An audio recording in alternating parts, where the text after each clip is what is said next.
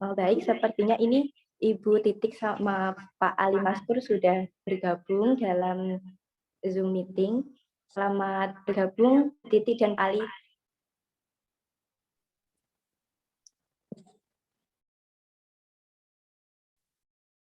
Ya, Mbak.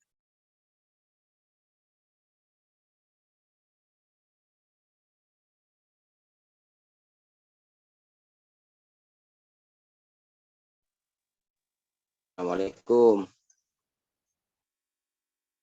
Waalaikumsalam warahmatullahi wabarakatuh. Bu Titik, ngapunten niki ganggu malam-malam waktu istirahatnya. Iki mboten apa, Pak Yai. Biasa mawon. Ngapunten iki bocah-bocah dalu. Mulai aja Mbak, biar nggak terlalu malam, kasihan Bu Titik.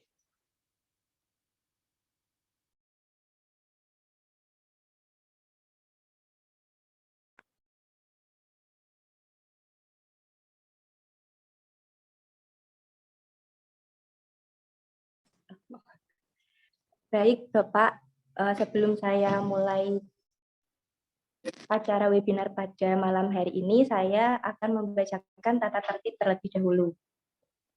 Yang pertama, peserta diwajibkan untuk open kamera saat pemateri atau narasumber memberikan materi.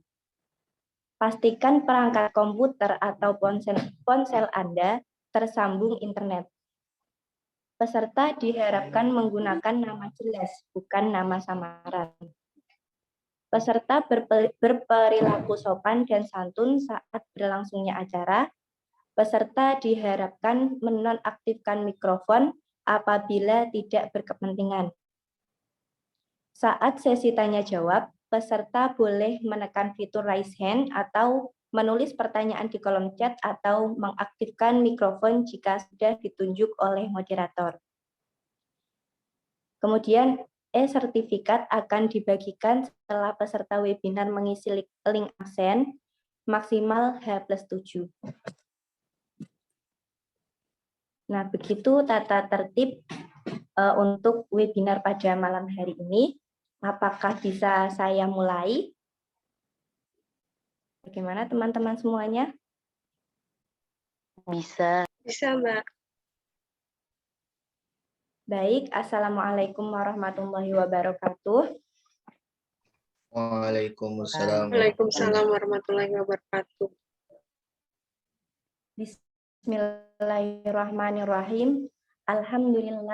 Alhamdulillahirabbil alamin wa bihi nasta'inu ala umurid dunya waddin. Assalatu wassalamu ala asyrafil anbiya'i wal mursalin sayyidina wa maulana Muhammadin wa ala alihi wa sahbihi ajma'in. Amma ba'd. Hadaratul muhtaramin, para alim ulama yang senantiasa kita ikuti fatwa-fatwanya, yang terhormat Bapak Ali Maskur SHIMH selaku Dewan Pembimbing Lapangan KKN MIT DR 13 kelompok 54 dan 53, yang terhormat Ibu Titik Rahmawati MAG selaku narasumber pada webinar malam ini, yang terhormat koordinator KKN kelompok 53 dan 54, dan tak lupa semua peserta webinar yang sudah bergabung pada malam hari ini. Pertama-tama, marilah kita panjatkan puja dan puji syukur kehadirat Allah Subhanahu wa Ta'ala yang telah memberi kita rahmat, taufik, hidayah, serta inayahnya kepada kita semua, sehingga kita semua bisa bergabung dalam webinar kesetaraan gender pada malam hari ini dengan keadaan sehat walafiat. Kedua kalinya, sholawat serta salam senantiasa kita haturkan kepada junjungan kita Nabi Agung Muhammad Sallallahu Alaihi Wasallam, yang kita nanti-nantikan syafaatul utsmahnya fi yaumil qiyamah. Amin. Ketiga kalinya, saya perkenalkan, saya Ika Alfiana sebagai pembawa acara pada webinar malam hari ini. Akan acara yang pertama yakni pembukaan. Acara yang kedua sambutan-sambutan. Sambutan yang pertama oleh perwakilan koordinator kelompok 53 dan 54, Sambutan yang kedua oleh Dewan Pembimbing Lapangan kelompok 53 dan 54. Acara yang keempat, acara inti, dan acara yang kelima, penutup. Baiklah, memasuki acara yang pertama, yakni pembukaan.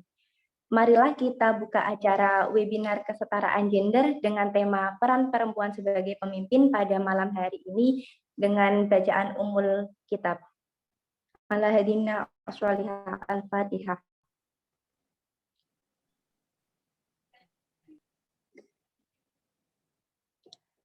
Selesai. Terima kasih. Semoga dengan bacaan Ummul Kitab bisa menjadikan kelancaran untuk acara kita pada malam hari ini. Kemudian acara yang kedua, sambutan-sambutan. Sambutan yang pertama oleh perwakilan koordinator KKN kelompok 53 dan 54 kepada Saudara Muhammad Fuad Al-Hasbi. Waktu kami persilahkan.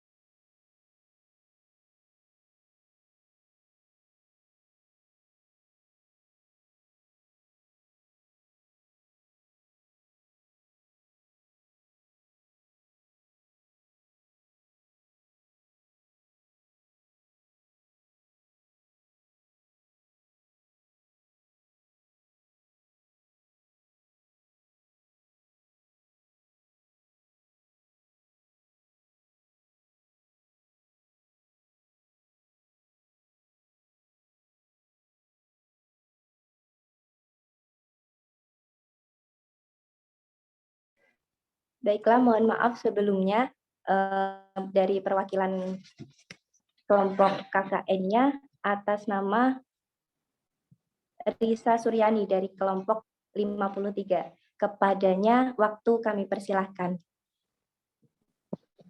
Ya, terima kasih untuk MC-nya.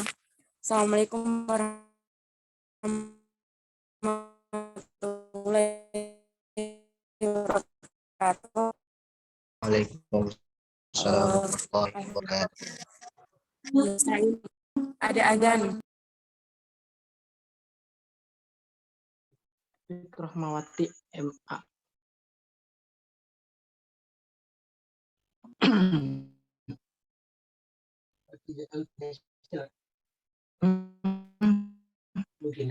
Iya. Orang Indonesia berapa?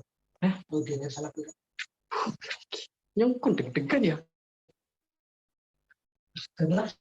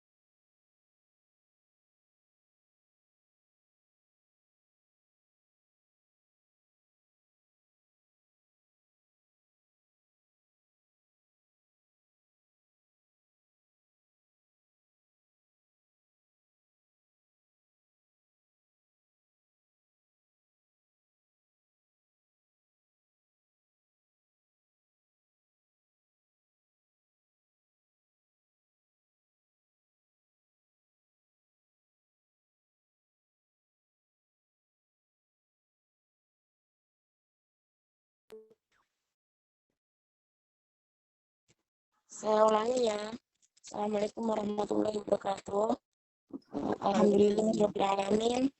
Wassalatu wassalamu ala asrofil anbiya'i wal mursalin wa ala alihi washabihi ajmain. Yang terhormat Bapak Ali Maskur SHMH selaku dosen pembimbing lapangan Kelompok 53 dan 54, yang terhormat Ibu Titi Rahmawati MAG selaku pemateri dan sebagai Kepala Pusat Studi Gender dan Anak UIN Walisongo Semarang. Dan para teman-teman KKN 53 dan 54 peserta yang sudah menghadiri dalam webinar malam hari ini. Terima kasih untuk kalian para rekan KKN dan 54 serta hari ini kami mengucapkan terima kasih atas sebesar-besarnya. Dan mengenai bicara tentang kesetaraan gender, kami kelompok 53 dan 54 mengambil tema yang berjudul peran perempuan sebagai pemimpin. Sedikit menyampaikan bahwasanya perempuan itu berperan dalam segala aspek kehidupan dan mengajak seluruh perempuan Indonesia untuk berdaya melalui kepakaran dan perannya masing-masing mewujudkan kesetaraan gender itu. Dan mengenai kesetaraan gender itu perjalanan untuk mewujudkan kesetaraan gender yang masih panjang dan perlu dukungan, kesadaran maupun kemauan dari seluruh lapisan masyarakat. Perlu mendorong dan menetapkan dan menciptakan lingkungan yang kondusif bagi perempuan, mulai dari rumah, sekolah, masyarakat, perguruan tinggi, maupun tempat kerja untuk mewujudkan perempuan cerdas, berkarakter dengan semangat Hari Perempuan Nasional Internasional untuk Indonesia secara bersama. Itu sedikit penjelasan yang saya tangkap tentang kesetaraan gender tersebut. Terima kasih untuk waktunya. Akhirul kalam. Wassalamualaikum warahmatullahi wabarakatuh.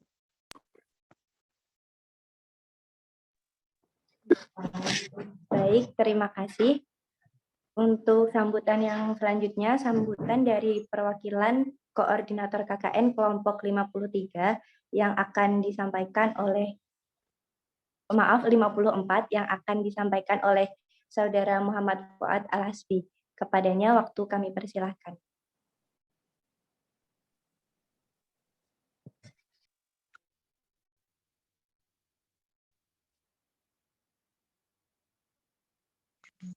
Baik, terima kasih kepada moderator yang sudah meluangkan kami untuk sambutan sebagai perwakilan dari kelompok KKN 54. Assalamualaikum warahmatullahi wabarakatuh. Waalaikumsalam warahmatullahi wabarakatuh. Yang terhormat Bapak Ali Masyhur SHMH selaku DPL di kelompok 53 dan 54, dan yang terhormat Ibu Titi Rahmawati MAG selaku narasumber di webinar kesetaraan gender dengan judul peran perempuan sebagai pemimpin. Dan yang terhormat kepada teman-teman panitia, baik dari kelompok 54 ataupun 53 yang sudah menyediakan forum yang insya Allah akan banyak manfaatnya yang kita dapatkan di malam hari ini. Selanjutnya, salawat serta salam kepada junjungan kita Nabi Muhammad SAW yang telah memberikan rahmat hidayah, nikmat, baik nikmat iman, ihsan, dan Islam kepada kita semua. Selanjutnya, terima kasih kepada teman-teman atau rekan-rekan partisipan yang sudah meluangkan waktu untuk hadir di diskusi malam hari ini mengenai webinar. Dan mohon maaf juga apabila di dalam diskusi kali ini ada terkendala mengenai sinyal sehingga berjalannya webinar kurang stabil. Mungkin itu saja yang kami sampaikan. Wabillahi taufiq wal hidayah. Assalamualaikum warahmatullahi wabarakatuh. Waalaikumsalam warahmatullahi wabarakatuh. Baiklah, terima kasih. Sambutan yang selanjutnya, sambutan oleh Dewan Pembimbing Lapangan yang akan disampaikan oleh Bapak Ali Maskur SHIMH. Kepada beliau, waktu kami persilakan. Silakan Bapak.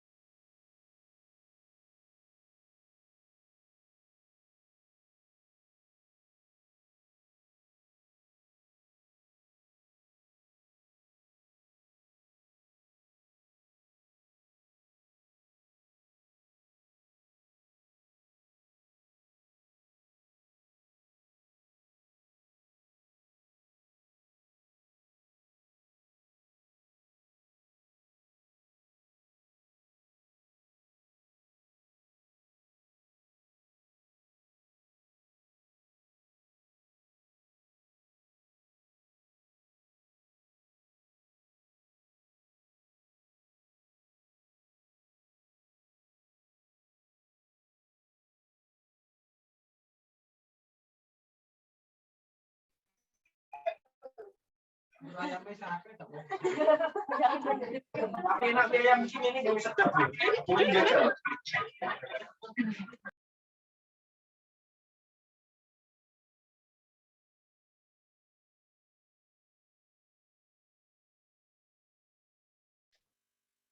maaf, Bu Titi dan teman-teman, mungkin Pak Ali Maskur sedang terkendala sinyal atau sedang ada urusan lain, jadi beliau sepertinya sudah meninggalkan Zoom meeting.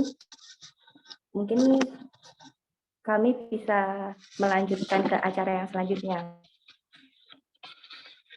Mohon maaf ya teman-teman dan Ibu Titi. Baiklah, acara yang selanjutnya, yakni acara inti yang akan dimoderatori oleh Saudari Nur Aisyah Burotan. Kepada Saudari Nur Aisyah Burotan, saya serahkan waktu kepada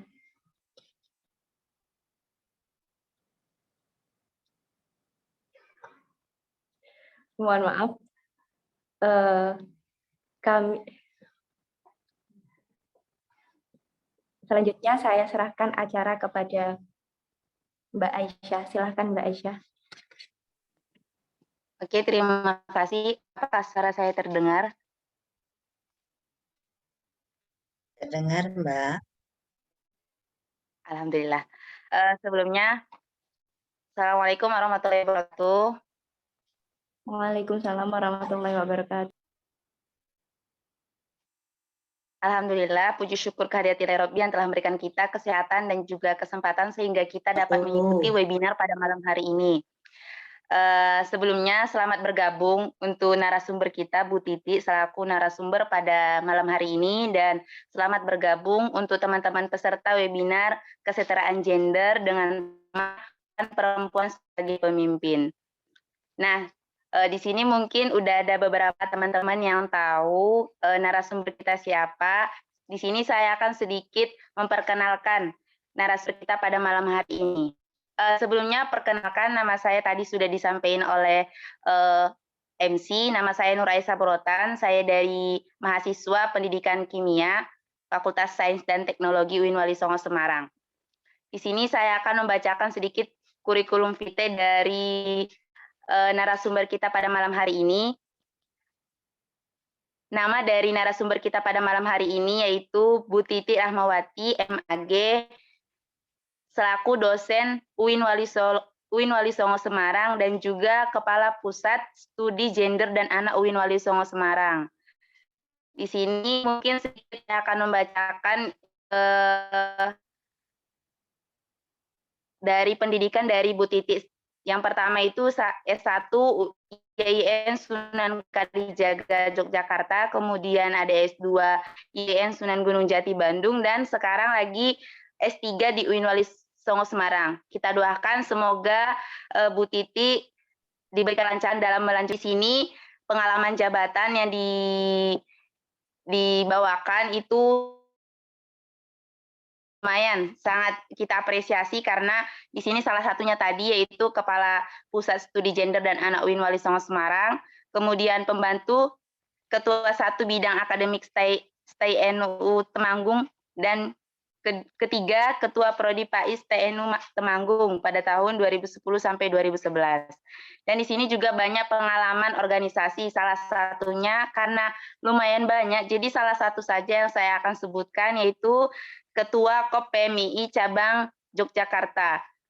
Kepada selanjutnya saya akan berikan waktu dan tempatnya kepada narasumber kita pada malam hari ini selaku webinar pada malam hari ini kepada Bu Titi Rahmawati. Saya persilahkan.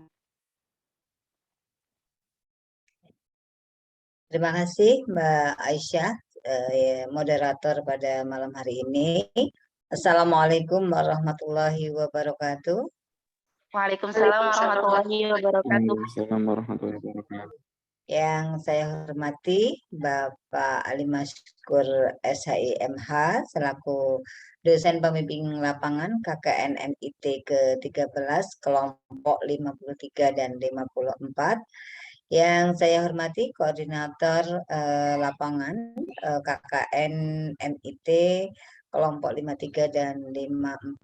Tadi ada Mas Hasbi ya, juga Mbak siapa tadi yang memberi sambutan tadi saya lupa ya. Dan seluruh mahasiswa KKN kelompok 53 dan 54 yang saya banggakan, serta para peserta webinar pada malam hari ini yang saya hormati. Alhamdulillah, puji syukur senantiasa kita haturkan kehadirat Allah SWT atas rahmat dan ridhonya. Pada malam hari ini kita dapat bertatap muka lewat Zoom meeting begitu ya, dalam rangka melaksanakan webinar program kerja daripada kelompok 53 dan 54 KKN MIT 13. Tidak lupa sholawat serta salam senantiasa kita sanjungkan kepada Nabi Agung Muhammad SAW yang senantiasa kita nantikan syafaatnya di yaumil qiyamah. Amin ya rabbal alamin. Para peserta webinar yang saya hormati, beberapa waktu lalu saya diminta oleh panitia, tepatnya yang mengkomunikasikan atau berkontak dengan saya adalah moderator pada malam hari ini, Mbak Aisyah gitu ya. Nah, katanya atas rekom dari Bapak DPL begitu. Saya kurang tahu ini Pak Ali Maskur masih bergabung kembali atau tidak ya, karena tadi belum sempat memberikan sambutan begitu ya. Mudah-mudahan memang karena sinyal begitu ya. Katanya rekom dari Pak Ali Maskur, saya untuk diminta menjadi narasumber pada malam hari ini. Jujur saya memang tidak mempersiapkan banyak materi diskusi kita. Saya lebih senang kalau nanti kita lebih banyak sharing begitu ya. Karena tadi saya membuat sekilas PPT ini mungkin sebagai pemantik saja begitu ya. Selepas sholat maghrib tadi. Karena jujur saya tadi pagi sampai siang itu mengajar, jadi baru teringat kembali, diingatkan sama Mbak Aisyah. Oke. Terima kasih teman-teman. Saya akan coba sharing apa PPT saya. Nanti bisa jadi bahan pemantiknya begitu ya. Karena judulnya webinar. Oke. Dan saya nggak salah klik ini. Oke. Apakah nampak PPT saya? Sudah, Ibu. Alhamdulillah sudah, Bu. Tulisan Arab itu ya? Nggih, Bu. Oh, bukan ini. Nah, salah lagi. Tadi saya buka beberapa file, soalnya file-file saya.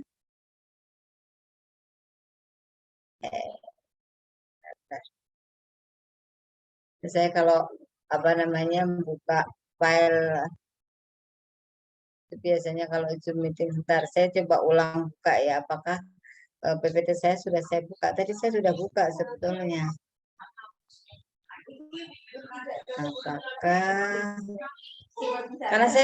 karena tadi membuatnya cepat habis maghriban, saya nggak pakai apa namanya slide yang warna-warni begitu, makanya jadi agak ribet. Oke. Kalau warna-warni kan lebih cepat ya mengidentifikasinya. Alhamdulillah nih yang ini benar nih kliknya. Oke. Oke, nah ini dia. Judul dari webinar ini saya menurut kepada apa yang disampaikan oleh teman-teman kelompok KKN, peran perempuan menjadi pemimpin. Begitu ya Mbak Aisyah nampaknya ya judul editor ya. Oke. Ibu.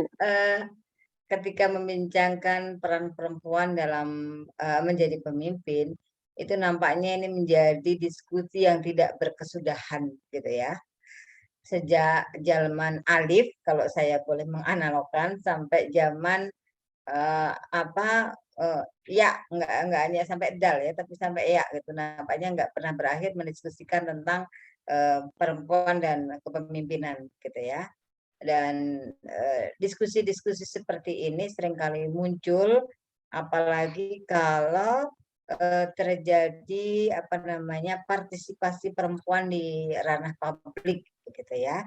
Entah itu misalkan kalau di kampus itu ada pemilihan Dema dan Sema, entah itu kemudian kalau di wilayah tingkat nasional dan daerah ada pilpres, pilkada, pileg gitu ya. Itu pasti menjadi perbincangan yang sangat hangat gitu. Nah, dan saya termasuk orang yang pernah terkena imbas ketika membincangkan perempuan dan pemimpin gitu ya. Kira saja dulu zaman saya mahasiswa itu kan pernah mendapat amanah menjadi ketua senat mahasiswa ya. Dan waktu itu saya dalam sejarah di YIN Sunan Kalijaga itu katanya nih cerita dari senior-senior, saya adalah orang yang memecahkan telur. Jadi sebelumnya belum pernah ada ketua senat perempuan gitu. Nah, ketika saya diusung oleh teman-teman untuk maju di senat mahasiswa, wow, itu tantangannya luar biasa.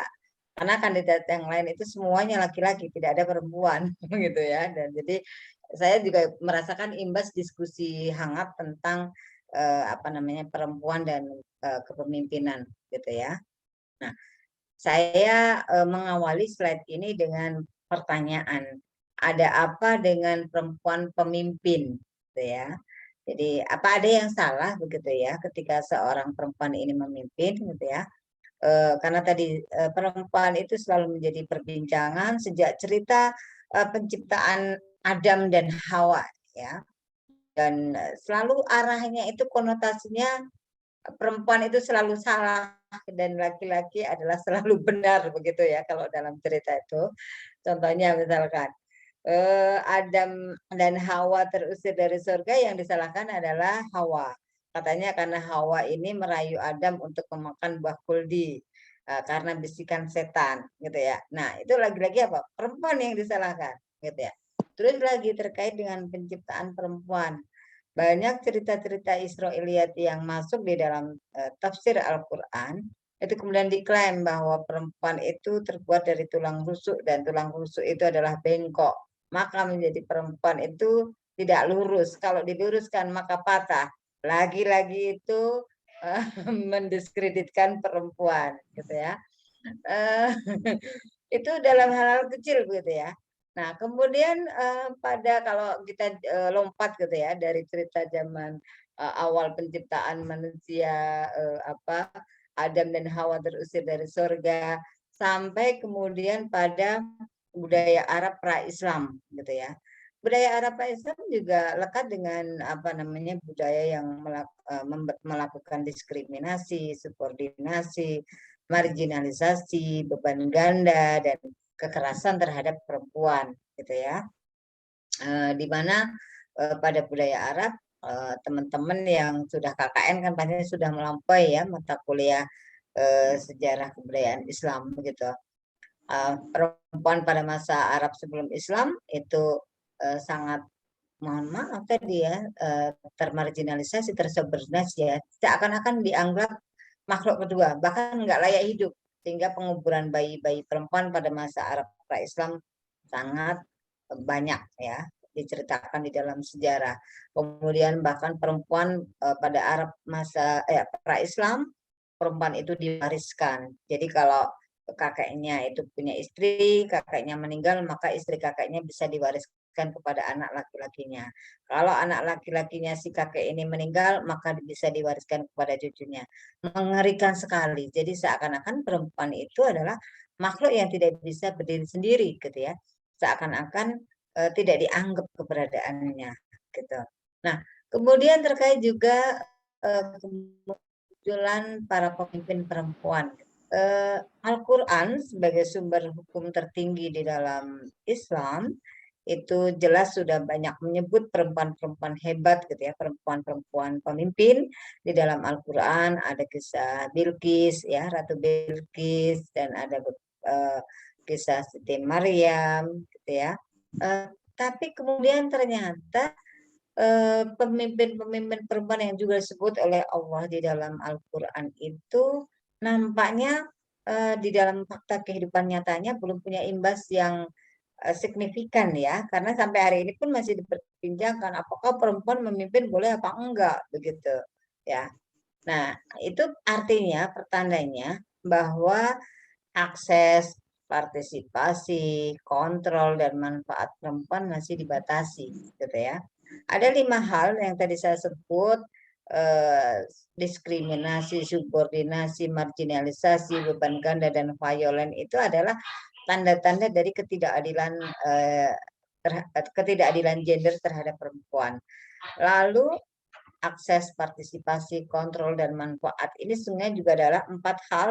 Ketika 4 hal ini diberikan kepada perempuan, maka ini pertanda bahwa sungguhnya keadilan gender ditegakkan, gitu ya.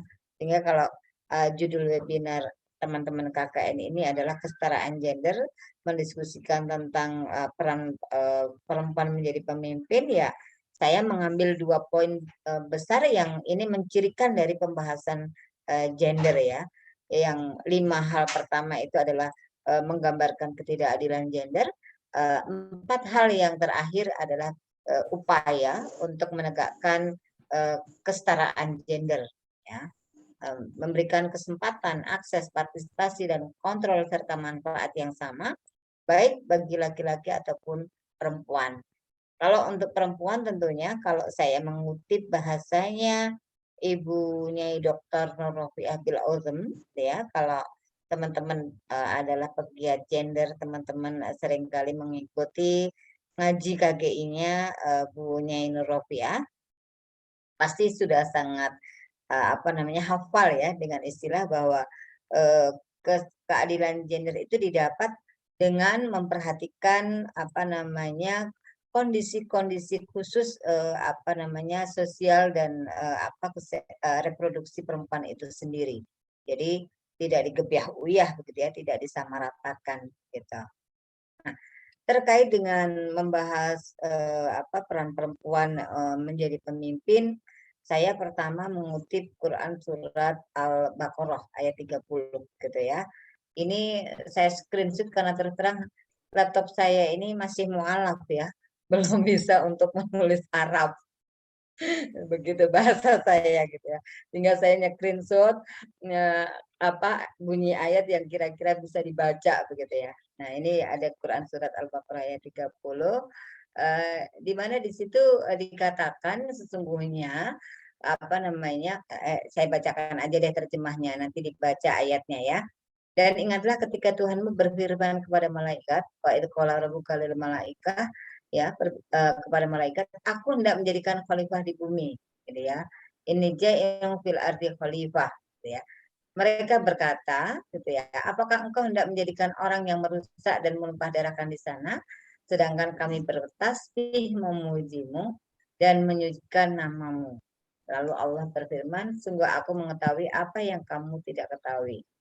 Nah, ketika penciptaan Adam dan Hawa, dan ketika Adam dan Hawa itu terusir dari surga dan menjadi diutus oleh Allah ke muka bumi menjadi khalifah, mendapatkan protes ya dalam tanda kutip gitu dalam bahasa saya.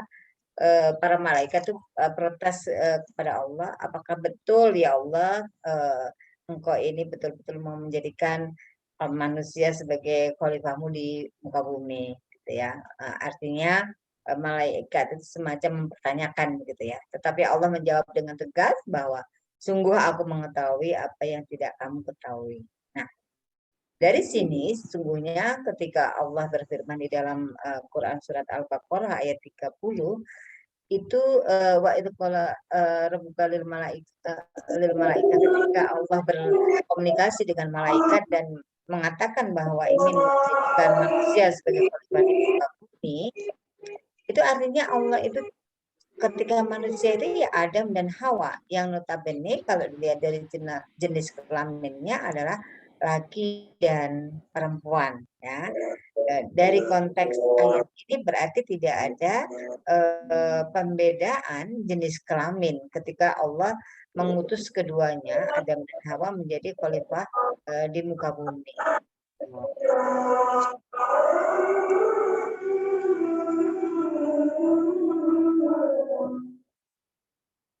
Kemudian setelah saya kutip ayat, saya mengutip hadis ya.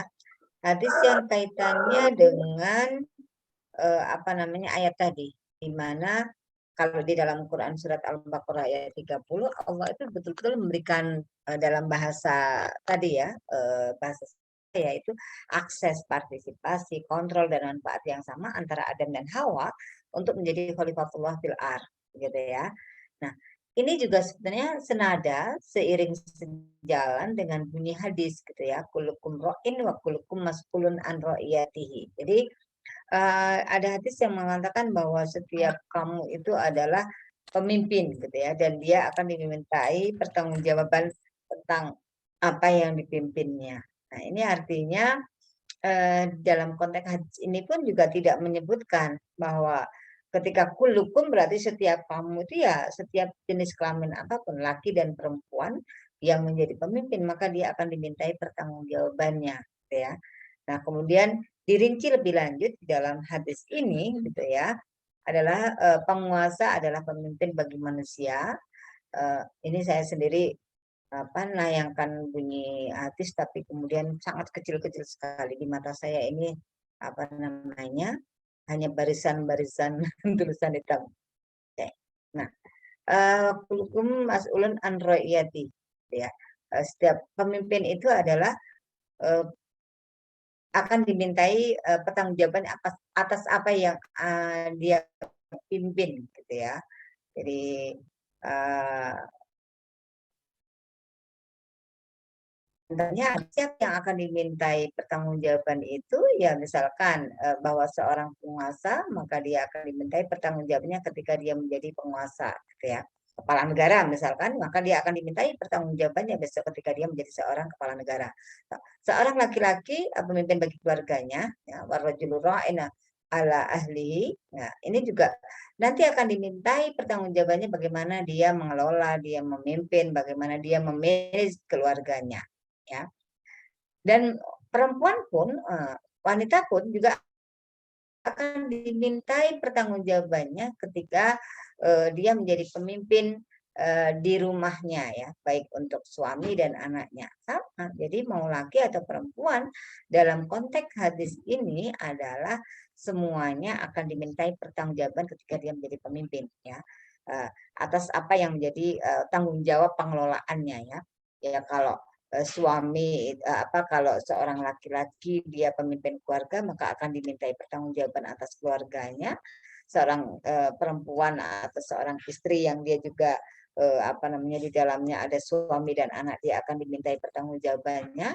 Begitu juga seorang budak, karena di masa lalu kan ada budak ya, hari ini sudah nggak ada budak. Budak adalah pemimpin terhadap harta tuannya. Jadi ketika budak itu diberi amanah oleh majikan, maka dia akan dimintai pertanggungjawaban bagaimana dia ikut menjaga harta benda majikannya. Nah, semua orang dari setiap orang yang memimpin ini pasti akan dimintai pertanggungjawaban atas kepemimpinannya. Nah, Al-Quran sebagai sumber hukum tertinggi di dalam Islam dan hadis ini adalah sumber hukum kedua setelah Al-Quran. Saya melihat dua ayat ini sangat relevan. Seiring sejalan, saling menopang dan mengatakan di situ tidak ada diskriminasi, gitu ya. Tidak ada diskriminasi terkait dengan kepemimpinan atas dasar jenis kelamin. Tetapi kemudian sekalipun ada ayat dan hadis yang menurut hemat saya punya nilai general gitu ya, bisa dipahami, bisa dilakukan baik oleh pada laki-laki atau perempuan. Ada satu hadis yang seringkali menjadi perbincangan gitu ya, perbincangan yang tidak pernah usai. Tadi saya sebut di awal, kadangkala entah dalam konteks pemilihan kepemimpinan di tingkat lokal ataupun di tingkat nasional gitu ya. Nah, hadisnya adalah hadis tentang kepemimpinan nih. Ada di dalam Sahih Bukhari yang diriwayatkan oleh Abi Bakrah gitu ya. Jadi riwayat Abi Bakrah ini sangat terkenal gitu ya, dan yang seringkali populer itu adalah potongan matan belakangnya ya, la yuflihu qaumun walau amrohum imro'atan. Ya, jadi ini kemudian menjadi senjata utama untuk menyerang ketika ada perempuan ingin maju menjadi pemimpin, atau kalau nggak ingin maju ya dia dukung, dia dinominasikan untuk menjadi pemimpin. Jadi hadis ini menjadi tadi senjata utama ya oleh kelompok-kelompok yang tidak sepakat akan adanya kepemimpinan perempuan. Lalu sesungguhnya di hadis lain juga ada sih sebetulnya, selain yang diriwayatkan oleh Abi Bakrah di dalam Sahih Bukhari, ini yang ada di dalam Musnad Ahmad ya, tapi dengan redaksi dengan matan yang sedikit berbeda ya, sedikit berbeda. Nah, dua hadis ini menjadi sangat populer pembicaraannya dan dijadikan senjata. Saya bilang dijadikan karena tidak semua kalangan memaknai hadis ini dengan perspektif negatif ya, tetapi ada juga yang melihat dan memaknai, memahami hadis ini secara adil gender gitu. Nah, kenapa itu terjadi?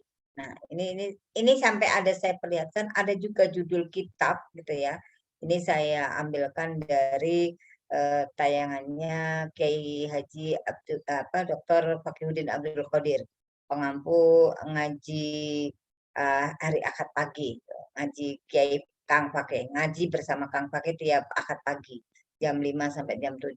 Beliau pernah menayangkan kitab ini gitu ya. Ini dikarang oleh Abdurrahman As-Sakandari. Judul kitab ini sesuai dengan bunyi potongan matan di hadis yang tadi saya kutip gitu ya. Nah, ini adalah studi sanad. Jadi kitab ini melihat konteks hadis tersebut dari studi atau kajian sanadnya. Kalau teman-teman pernah belajar ilmu hadis atau ulumul hadis, pasti pernah mengenal bahwa di dalam objek atau ruang lingkup pembahasan ilmu hadis itu diantaranya ada rawi, ada sanad, ada matan. gitu ya. Nah, kemudian dari hadis tersebut saya mengambil ada dua kubu sesungguhnya ya. Ada, kalau saya memilah begitu ya, ada dua kubu. Kubu pertama adalah kubu yang memaknai hadis tadi sebagai ajang untuk klaim tadi, untuk senjata, melihat bahwa sungguhnya perempuan itu tidak boleh menjadi pemimpin. Nah, tetapi juga saya melihat ada perspektif lain, ulama-ulama yang sepakat bahwa sungguhnya hadis tadi itu bisa memberikan kesempatan kepada perempuan untuk memimpin, baik memimpin di tingkat lokal maupun sebagai qadhi atau sebagai hakim, baik hakim di tingkatan yang lebih rendah ataupun di tingkatan tinggi. Ya kalau di Indonesia hakim di tingkatan tertinggi itu ya apa namanya Mahkamah Agung, Kejaksaan gitu ya. Nah, itu bagi sebagian apa namanya ulama itu diperbolehkan. Nah, apa namanya ulama yang saya tayangkan ini, baik ulama klasik atau kontemporer ini adalah para ulama yang sepakat bahwa perempuan itu bisa menjadi pemimpin, gitu ya.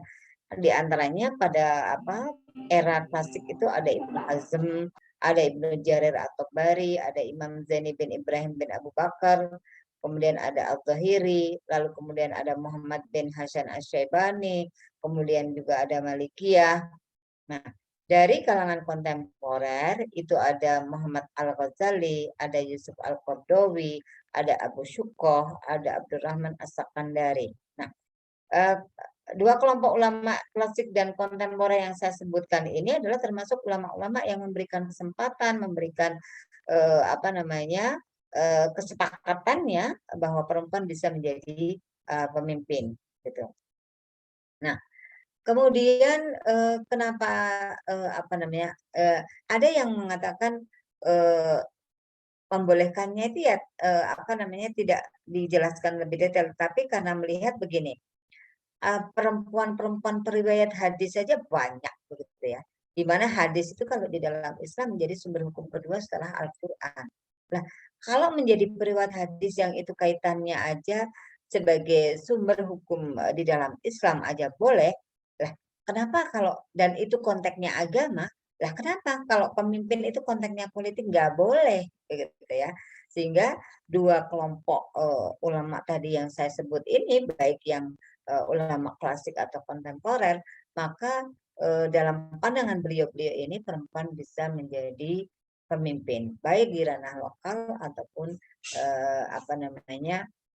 di ranah yang lebih besar.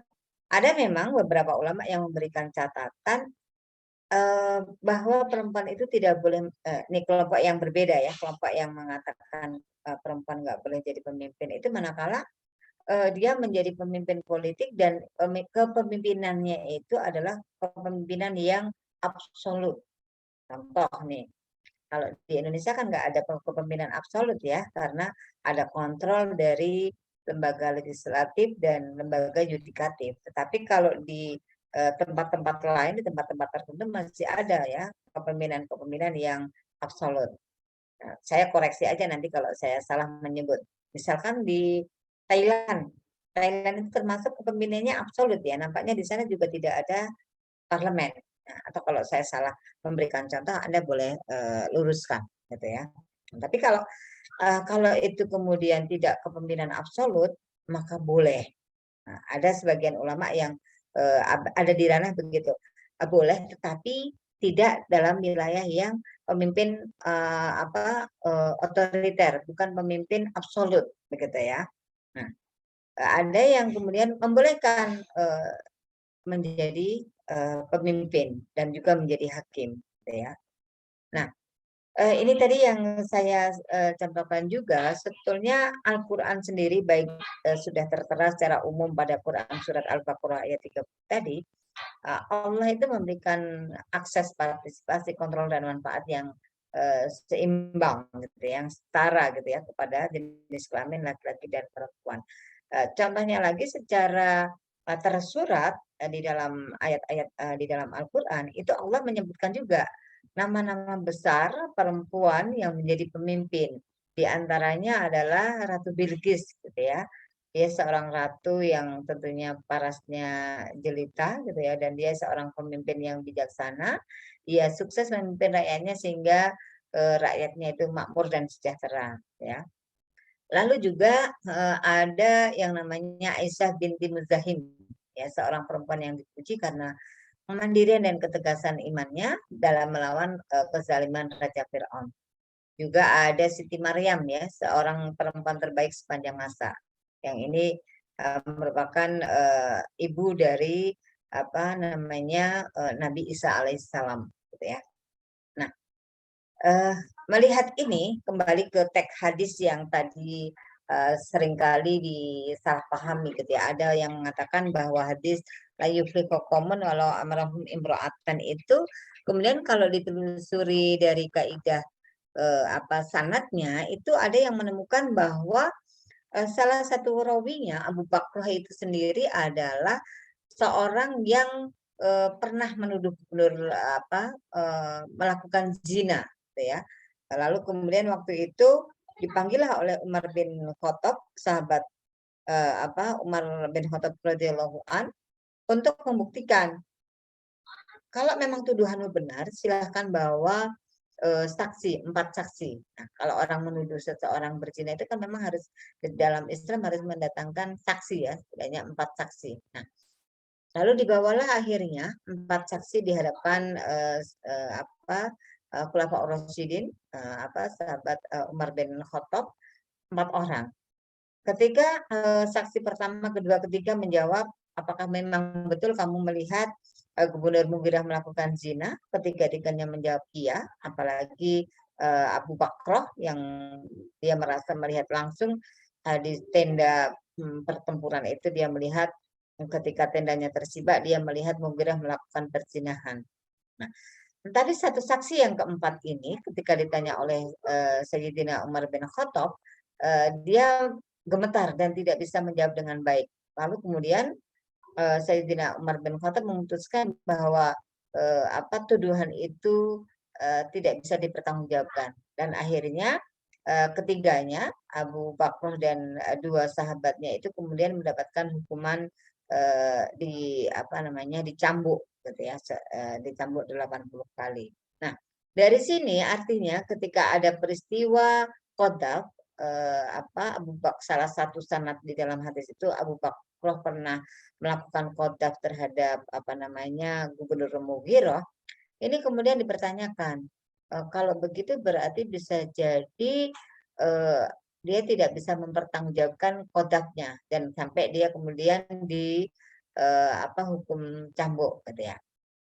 Sebagian ulama mengatakan kalau seseorang itu melakukan qadzaf dan dia sudah dihukum cambuk, maka sesungguhnya riwayatnya bisa diterima gitu ya. Tidak masalah. Tetapi ada sebagian ulama yang mengatakan bagaimanapun sekalipun dia juga sudah dihukum karena qadzafnya tidak terbukti, maka itu merupakan bagian dari tingkat kecacatan di dalam sanad gitu. Nah, atas dasar studi sanad hadis tersebut, maka ada yang berpihak atau ada yang memberikan pendapat bahwa hadis yang mengatakan tidak akan beruntung manakala suatu negara itu dipimpin oleh perempuan, itu mengatakan tidak bisa diterima. Nah, kemudian ada yang membaca lain selain dari studi sanadnya, hadis itu juga dilihat atas dasar pembacaannya atas kepemimpinan. Yang pertama, hadis la yuflihu qaumun walau amrahum imra'atan itu dilihat ketika peristiwa perang Jamal. Nah, atau yang pertama dulu deh, konteksnya pada masa Nabi dulu. Nah, dulu Nabi itu pernah menyebutkan hadis tersebut, itu sesungguhnya konteksnya adalah prediksi Rasulullah atas negara Persia. Persia itu ya kalau sekarang Irak dan Iran itu adalah wilayah Persia gitu ya. Nah, waktu itu kan Rasulullah pernah mengirimkan surat kepada Kisra an-Nusirwan, ya, disampaikan lewat sahabat-sahabatnya Lalu waktu itu Kisra Anusirwan yang menerima surat Rasulullah itu kemudian belum dibaca langsung sudah dirobek-robek surat dari Rasulullah itu. Nah, kemudian sahabat pulang menyampaikan kepada Rasulullah dan Rasulullah memberikan statement di dalam hadisnya tadi hadis qauli tadi seperti itu, la yufiqu qauman kalau amarahum imra'atan, dan itu sesungguhnya adalah prediksi. Dan memang kemudian ketika Kisra Anusirwan ini meninggal dunia, dia punya anak perempuan yang masih di bawah umur, itu kemudian diangkat menjadi pemimpin di Persia, dan ternyata kepemimpinannya tidak berhasil. Nah, dengan demikian sesungguhnya ini kan ada seorang pemimpin perempuan yang memang satu usianya belum memadai, kemudian dia tidak punya kapasitas. Kalau kemudian dia tidak sukses memimpin, maka semuanya ini tidak bisa kasus ini dikebiak-biak atau ditarik disamaratakan untuk kasus-kasus lain, begitu ya.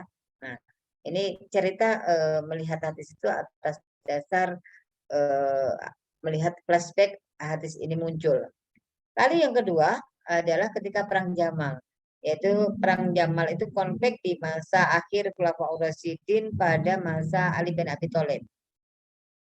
Waktu itu ada kesalahpahaman antara Sayyidah Aisyah dengan Ali bin Abi Thalib. Lalu kemudian terjadilah yang namanya Perang Jamal.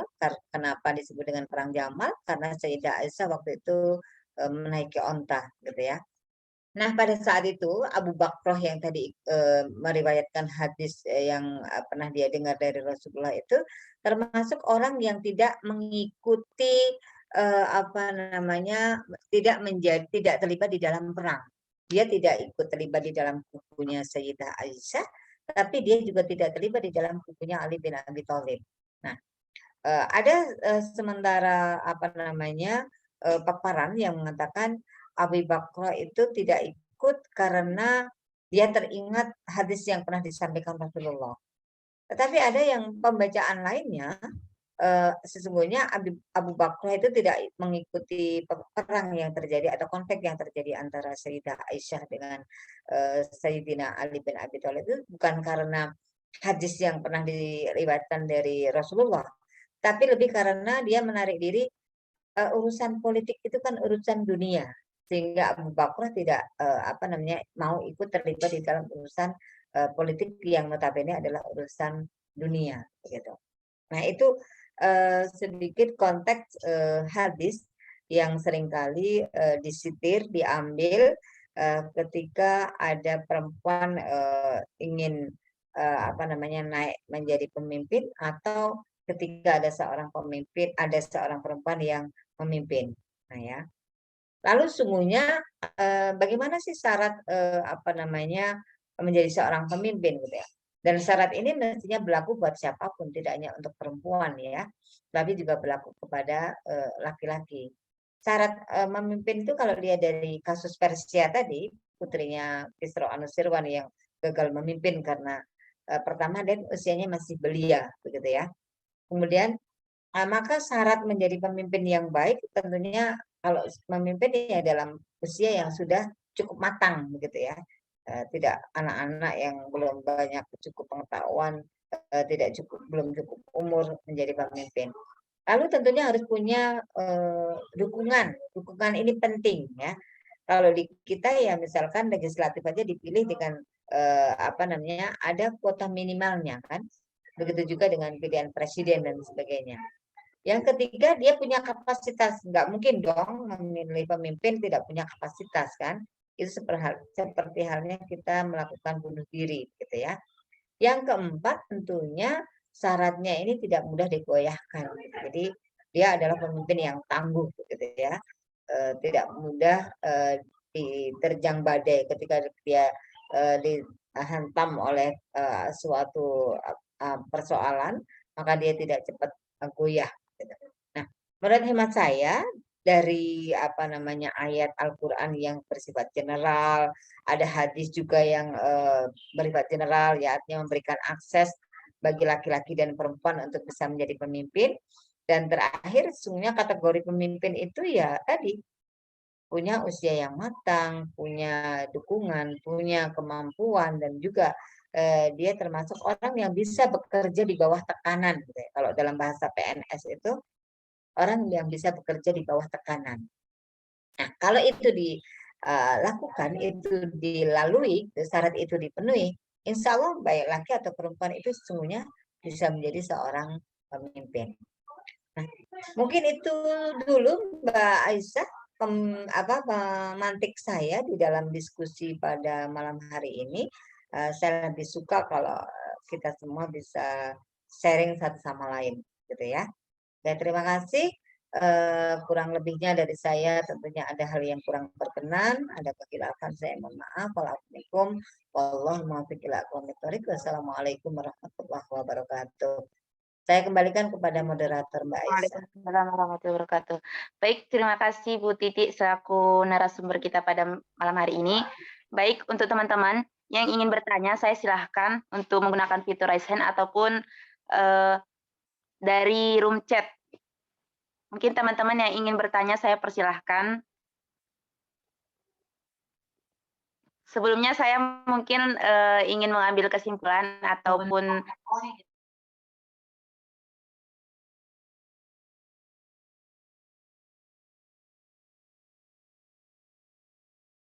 ini saya sedih.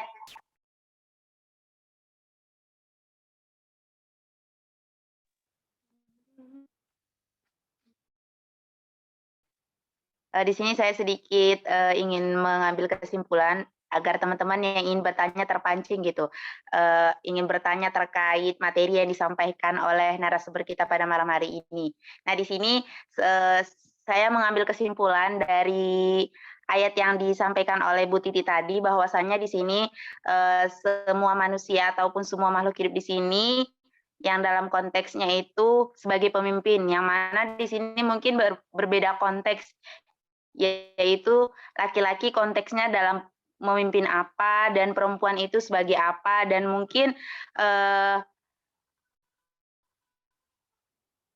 budak itu seperti apa. Tadi sudah dijelaskan oleh Bu Titi lebih lengkapnya. Nah, di sini saya seorang pemimpin, baik dia laki-laki itu sebagai pemimpin atas keluarganya, dan kemudian untuk perempuan itu seorang wanita juga pemimpin atas rumah tangganya, atas rumah suaminya dan anak-anaknya, dan kemudian satu lagi itu seorang budak, yaitu pemimpin atas harta tuannya.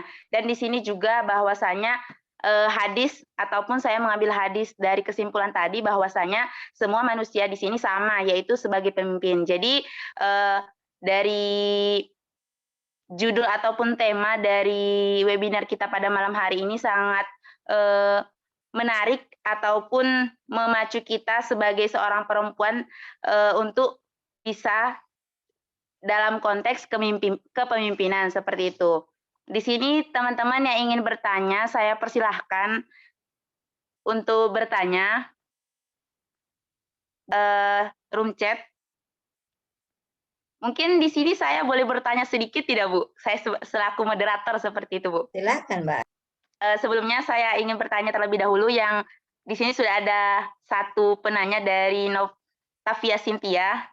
Ya, di sini saya bacakan terlebih dahulu dari saudari Cynthia. Ini dari mahasiswa UIN Wali Songo Semarang.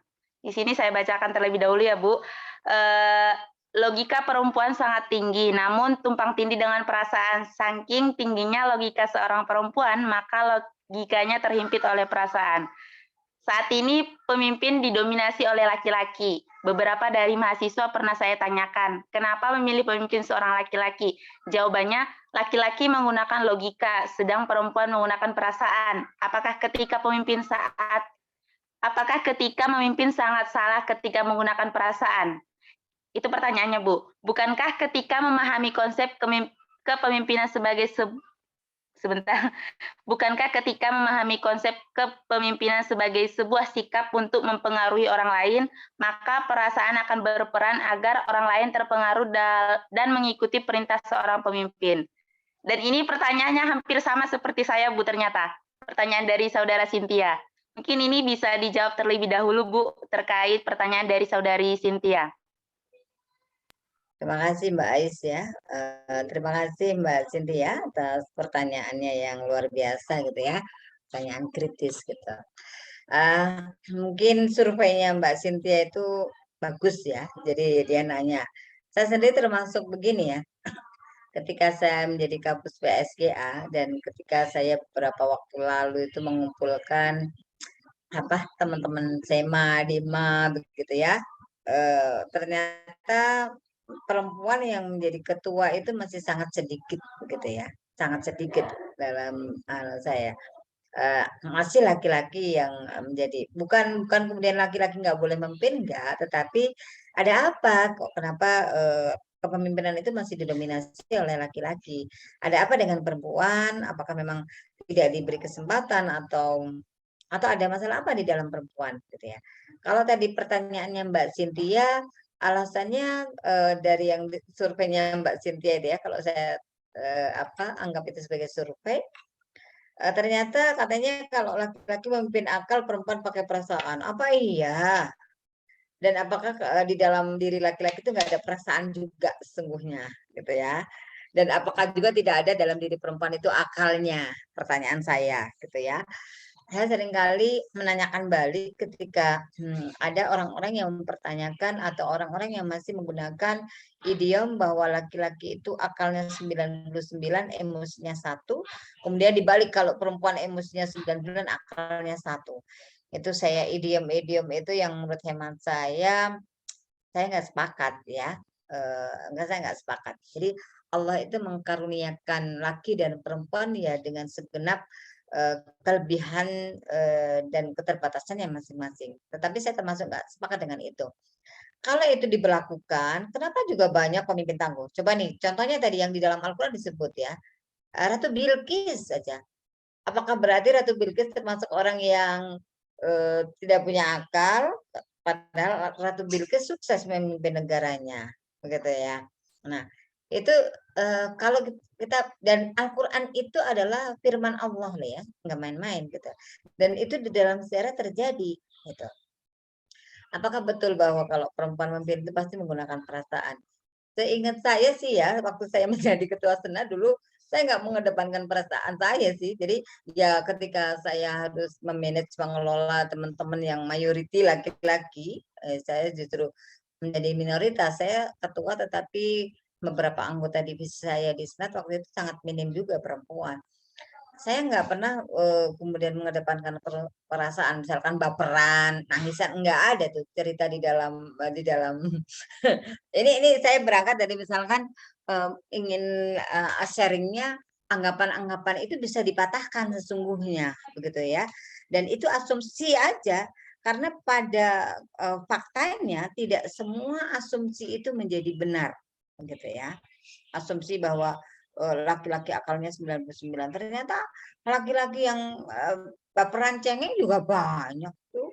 Banyak, saya nggak usah sebut nama gitu. Misalkan kalau kita baca-baca berita di media gitu ya, ada tuh laki-laki yang baper cengeng dan menggunakan perasaannya itu juga ada gitu.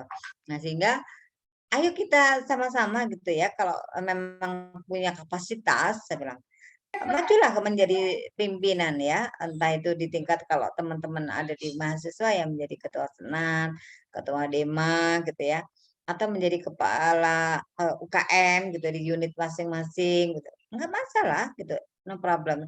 Sepanjang memang punya kapasitas itu, ayo kita dukung gitu ya. Nah, laki-laki yang punya kapasitas juga boleh kita dukung, apalagi laki-laki yang punya perspektif keadilan gender harus didukung juga begitu ya. Nah, sehingga saya yang ingin mengatakan saya termasuk orang yang ada di dalam perspektif ulama-ulama yang tadi memberikan perspektif perempuan itu bisa memimpin dan jargon laki-laki akalnya 99, perempuan yang perasaannya 99 itu bagi menurut saya nggak sepenuhnya saya ikuti begitu ya. Karena contoh nih, itu kalau di Islam kan kita bisa bicara Balkis gitu ya, Ratu Balkis yang diceritakan di dalam Al-Quran. Tapi misalkan di dalam kepemimpinan umum nih, dalam konteks modern misalnya, pernah ada yang namanya Perdana Menteri Inggris Margaret Thatcher. Anda mungkin belum lahir ya saat Margaret Thatcher itu memimpin. Saya waktu itu sudah kelas berapa ya, jadi wah sangat Margaret Thatcher itu sangat mendunia itu ceritanya sebagai perempuan tangan besi julukannya itu. Itu adalah Perdana Menteri Inggris. Kalau kita berbicara katanya perempuan 99 perasaan dan akalnya satu, laki-laki di balik. Lah itu buktinya ada juga. Ya. Nah, jadi ayo kita buktikan bersama-sama bahwa kita ini manusia sama-sama ciptaan Tuhan. Persoalan bisa memimpin atau enggak itu persoalan satu, kesempatan. Dua, kapasitas. Tadi yang saya sebutkan. Tiga, dukungan. Jadi budaya kita ini juga kadang belum berbudaya yang mendukung perempuan untuk maju gitu ya. Coba dirunut aja kali ya, teman-teman itu yang memilih laki-laki itu apakah semuanya laki-laki atau juga ternyata adalah perempuan menjadi mayoritas pemilih gitu ya. Di dalam konteks politik aja seringkali perempuan ini dijadikan sebagai foot getter gitu ya. Menjadi apa namanya peraup suara untuk apa namanya seseorang maju menjadi pimpinan. Nah, kalau memang ada misalkan dua pilihan nih, kalau menurut saya ya, ada laki-laki, ada perempuan, dua-duanya punya kapasitas gitu ya, dan dua-duanya punya perspektif adil gender gitu ya. Kalau saya boleh memilih, ya berikan kesempatan kepada perempuan. Kalau dia sama-sama punya standar kualitas yang sudah dipersyaratkan gitu. Nah, dukunglah dia gitu ya, berikan kesempatan. Maka kalau di Indonesia di dalam partai politik itu ada affirmative action yang namanya kuota 30%. Itu sebenarnya untuk mendukung nih. Kita beri kesempatan dan memang ada yang mampu dan ada yang mau dapat dukungan, punya kapasitas, kenapa tidak gitu ya. Jadi Mbak Cynthia suka saya dengan stylenya untuk apa melakukan survei itu artinya ada curiosity gitu ya, ada keingintahuan Mbak Sinta ada apa sih misalkan dengan teman-teman perempuan gitu ya. Nah, ini penting kita melakukan apa namanya supporting, melakukan dukungan terhadap teman-teman perempuan yang punya kapasitas untuk bisa maju menjadi pemimpin dengan apa namanya kesempatan yang ada di tempatnya masing-masing. Kalau dia dapat kesempatannya di tingkat lokal, ya lakukan di tempat lokal. Kalau dia mendapatkan kesempatan di tingkat nasional, lakukan di tingkatan nasional, gitu ya. Toh di Indonesia ini banyak contoh ya pemimpin perempuan Muslim gitu ya yang sukses. Contoh nih, gubernur di Jawa ini Jawa Timur gubernurnya perempuan, ya kan? Wali kota Surabaya sebelum yang sekarang itu juga pernah perempuan, ya kan? Bu Tri Risma hari ini. Gubernur Jawa Timur Ibu Khofifah Indar Parawansa. Itu artinya menjadi ikon-ikon perempuan yang juga punya kapasitas. Dia mendapatkan dukungan. Kalau nggak punya kapasitas, saya nggak yakin sih dukungan diberikan kepada beliau-beliau itu kan. Nah, jadi ayo kita mulai suarakan juga kepada teman-teman, mau laki atau perempuan sepanjang dia punya quality, punya perspektif keadilan gender, kita dukung. Apalagi kalau tadi ada dua pilihan, laki dan perempuan, kalau menurut saya, ayo pilih perempuan. Jadi bagaimana kita mempunyai affirmative action tadi ya. Begitu Mbak Ais, Mbak Cynthia, apa jawaban saya atas pertanyaan cerdas tadi ya, pertanyaan kritis tadi. Saya bangga kalau punya mahasiswa yang pertanyaannya kritis-kritis dan juga melakukan sesuatu yang apa namanya ya ini untuk membuktikan kepenasarannya ya, curiosity-nya itu tadi. Begitu Mbak Ais, terima kasih. Terima kasih Bu. Mungkin dari teman-teman ada yang ingin bertanya lagi terkait peran perempuan sebagai pemimpin yang telah disampaikan oleh narasumber kita. Ya, terima kasih Mbak Cynthia.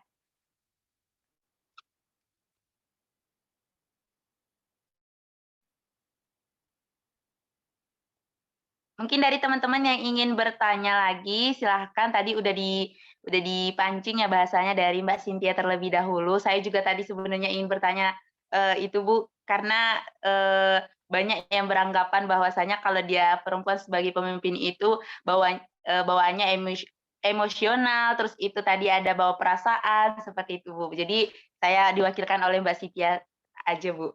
Mungkin dari teman-teman yang ingin bertanya lagi, saya persilahkan karena waktunya juga berjalan, seperti itu teman-teman.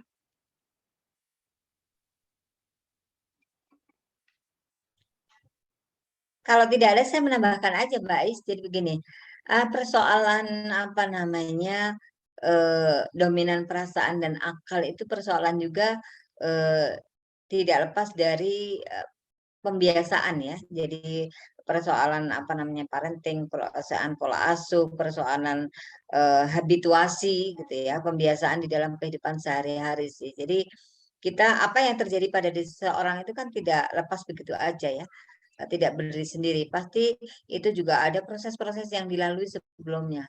Jadi kadang kalau seseorang itu bisa apa namanya menjadi misalkan perempuan jadi pemimpin kemudian dia bisa teruji, dia bisa tangguh itu ya karena mungkin ketika di dalam didikan kesehariannya dia dibiasakan dengan misalkan ada tanggung jawab yang dilimpahkan, kemudian diberikan kesempatan-kesempatan sehingga itu akan terbangun gitu ya di dalam dirinya. Jadi kepribadian seseorang, kemampuan seseorang itu ada tidak serta-merta, tetapi ada terbentuk karena dalam bahasa pendidikannya itu ada habituasi gitu ya, ada pembiasaan-pembiasaan. Ini untuk sekedar menambahkan saja ya. Jadi seseorang itu menjadi seseorang itu ya tidak bisa dilihat oh saat dia menjadi orangnya, tetapi lihat proses-proses sebelumnya yang dilalui begitu. Jadi teman-teman yang kalau hari ini masih belum punya kepercayaan diri yang lebih gitu ya, dibiasakan dimulai dari hal-hal kecil begitu ya, dan beri kesempatan juga kepada teman-teman gitu. Insya Allah nanti ketika rasa percaya diri itu dipupuk pelan-pelan, dibiasakan, lalu akan muncul kepercayaan diri. Kemampuan juga begitu diasah ya, diasah kan dalam bahasa lokal saya itu tidak mak betuntuk gitu ya, tidak ujuk-ujuk apa ya, tidak serta-merta bahasa Indonesianya begitu. Itu aja tambahannya Mbak Ais. Terima kasih Bu untuk jawabannya terkait pertanyaan dari saudari Cynthia. Mungkin saya lihat teman-teman semuanya sudah pada paham gitu terkait dengan pemateri kita pada malam hari ini. Harapannya teman-teman dapat mengambil ibrah ataupun kesimpulan dari materi kita pada malam hari ini. Mungkin cukup sekian dari saya. Terima kasih kepada Bu Titi selaku narasumber kita pada malam hari ini. Mungkin tadi saya ralat, Bu. Saya dapat rekomendasi dari dosen saya, dari Saintek, Bu, dosen kimia. Jadi saya menghubungi Ibu selaku Kepala Studi Gender Anak di UIN Wali Songo. Seperti itu, Bu. Saya kembalikan ke MC, kepada Mbak Ika. Mungkin cukup sekian dari saya akhiri dengan salam. Assalamualaikum warahmatullahi wabarakatuh. Waalaikumsalam warahmatullahi wabarakatuh. Terima kasih Mbak Ais, terima kasih teman-teman kelompok 5354 dan seluruh teman-teman peserta webinar. Mohon maaf atas segala kekurangan dan kekhilafan. Oke Bu, mungkin ini ada foto bersama dulu Bu, dipimpin oleh MC terlebih dahulu Bu. Baik, Boleh. terima kasih Bu Titi dan Mbak Aisyah. Sebelumnya ini foto bersama dulu ya.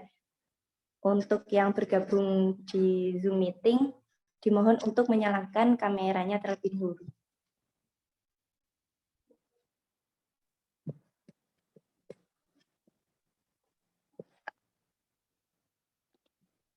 Untuk teman-teman operator dipersiapkan ya, Mbak Operator. Ini teman-teman mungkin jika sinyalnya baik bisa langsung on cam, biar kita langsung mulai. Ini ada 2 slide ya, saya hitung. 1, 2, 3. Bentar, ini saya kok nggak bisa. Langsung kirim dulu. Sebentar ya Bu, ini lagi nge-lag sinyal.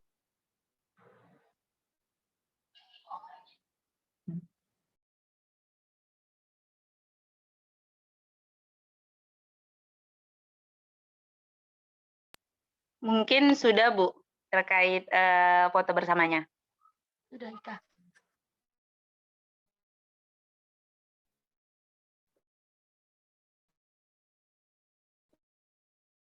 Baik, beliau sedang ada acara, jadi beliau tidak bisa mendampingi acara pada malam hari ini hingga akhir. Nah, untuk acara yang selanjutnya yaitu penutupan. Sebelum saya tutup acara pada malam hari ini, apabila ada kata-kata yang kurang berkenan atau salah kata dari saya pribadi, memohon maaf yang sebesar-besarnya. Dan terima kasih kepada teman-teman yang sudah bergabung dalam webinar kesetaraan gender pada malam hari ini. Juga terima kasih kepada Bu Titi yang telah memberikan materi yang luar biasa. Sama-sama, Mbak. Baik, mari kita tutup webinar kesetaraan gender pada malam hari ini dengan bacaan Alhamdulillah bersama-sama. Alhamdulillah. Terima kasih. Bila hidayah. Assalamualaikum warahmatullahi wabarakatuh. Waalaikumsalam warahmatullahi wabarakatuh.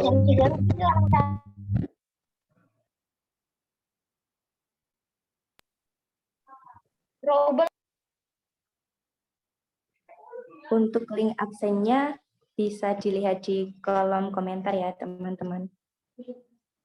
Terima kasih, saya pamit ya.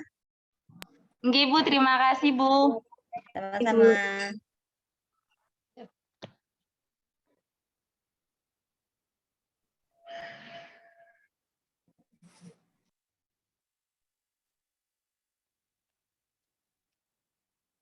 Terima kasih teman-teman yang udah bergabung. Mungkin jika ingin keluar dari room Zoom, saya persilahkan teman-teman. Terima kasih. Iya, sama-sama Terima Mas kasih Riko. Mbak Aisyah, Mbak Ika, diusir secara halus. Terima kasih Mbak Ika, Mbak Gorotan, Mbak Retno, Mas Arya Ceng,